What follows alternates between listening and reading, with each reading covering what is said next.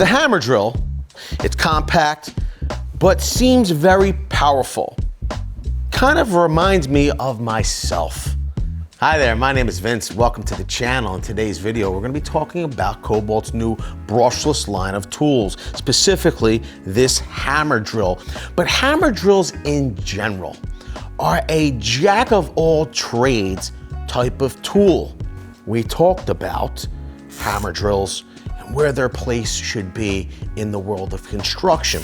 Hammer drills are an invaluable tool, especially for homeowners and DIYers on a budget at a price that most people can afford. Kobalt's 24-volt max brushless half-inch hammer drill has a 5-year limited tool guarantee. It delivers up to 850 inch-pounds of torque and up to 32,000 blows per minute. It has a 3-in-1 multi-function selector for hammer drill and screwdriver modes. The half-inch metal ratcheting chuck is Jacobs. It has a 24-position clutch. It has a 2-speed mechanical gearbox, soft grip handle for superior comfort, built-in LED work light. We're gonna go over all these features and functions. If you're a homeowner or DIYer, you will become a master of this hammer drill after watching this full video. This is a jack of all trades. Now here's the thing. You probably don't even know where that phrase came from. I was reading an article on Forbes and they told us the true story behind that phrase. I want to share it with you. The phrase was originally used to describe a playwright who was always hanging around the theaters. He would help with the stage, the set, and the costumes. He would remember lines and try directing. This so-called jack of all trades was in fact William Shakespeare. Let's start by driving some simple screws. You're always going to want to use a magnetic guide or sleeve or bit holder, especially for driving smaller screws. We're going to set our hammer drill in drill mode. We're gonna leave it on speed 1.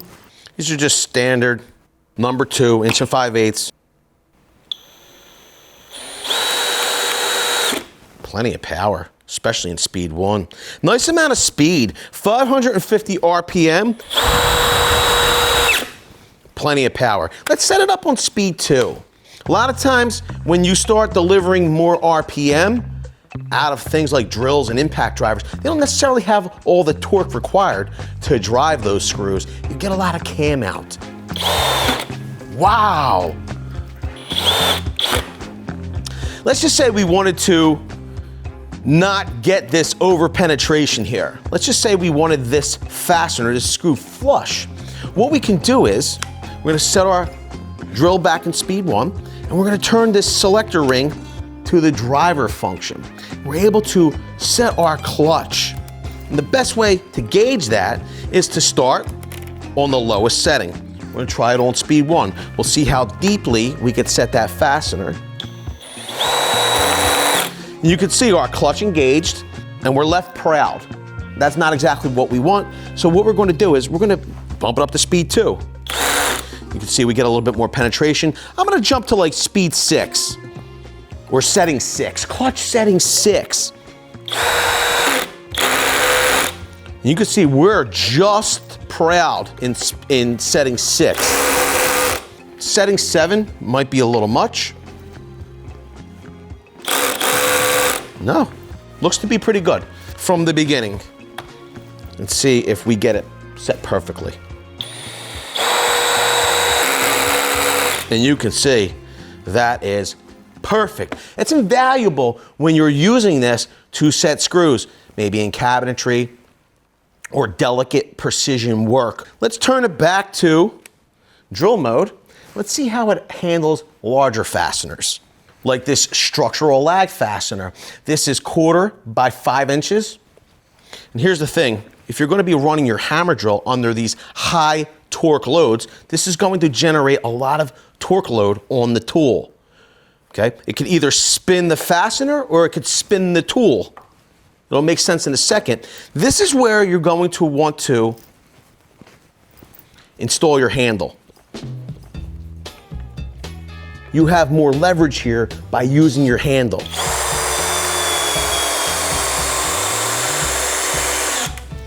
Plenty of torque in speed 1 to set that. It's no easy feat. Let's try a 6-inch lag fastener. Let's try it on speed 2.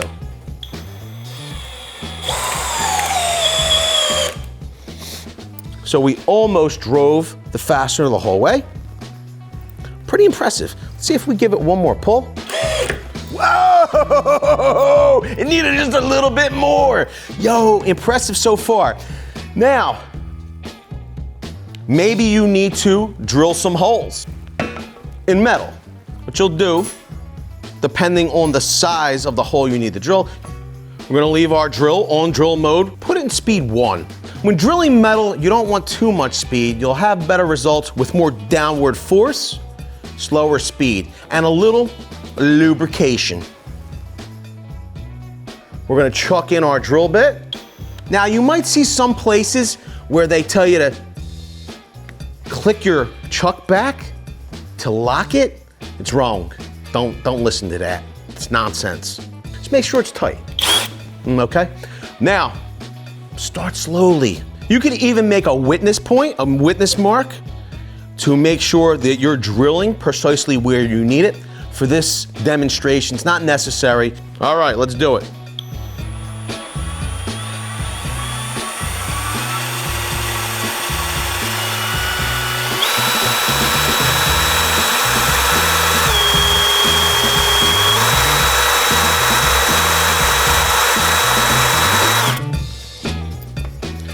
You can see we have a nice little divot there. Might help to just put a little bit more, and we're gonna keep going.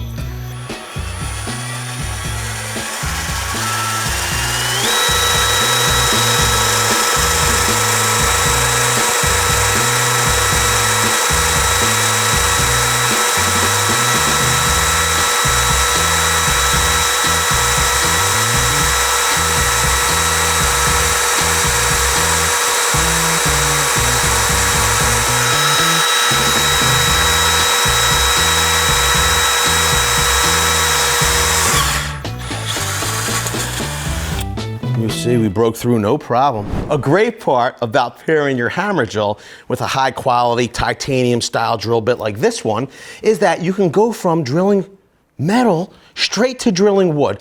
The one thing I would recommend when drilling through the wood would be to turn your hammer drill on to speed 2. It will create more speed at the head of the drill bit and help to eject the wood chips out of the hole that you're drilling, getting the wood chips out of the way of the cutting head.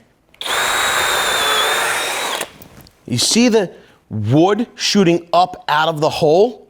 That's the flutes on the drill bit helping to eject the wood. Same thing if we're gonna be drilling larger holes using something like this 1-inch spattle bit.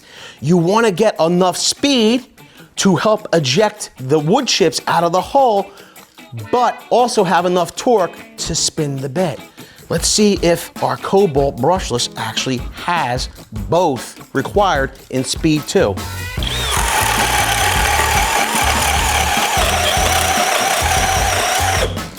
So you can see it had the speed to eject the wood chips out, and it had enough torque to keep the drill bit moving. If you were to increase in size, you might need to back the drill, the hammer drill, down to speed 1. Your hole will be drilled slower, not necessarily because of less RPM, but more so because the drill bit cannot eject the wood chips out of the hole fast enough to allow the cutting head to do its job.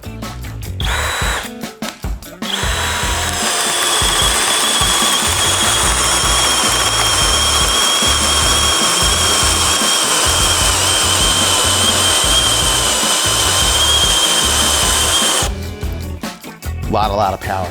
And finally, the main reason you would be investing in a hammer drill. What we're going to do is we're going to set our hammer drill on hammer. We're going to put it in speed 2.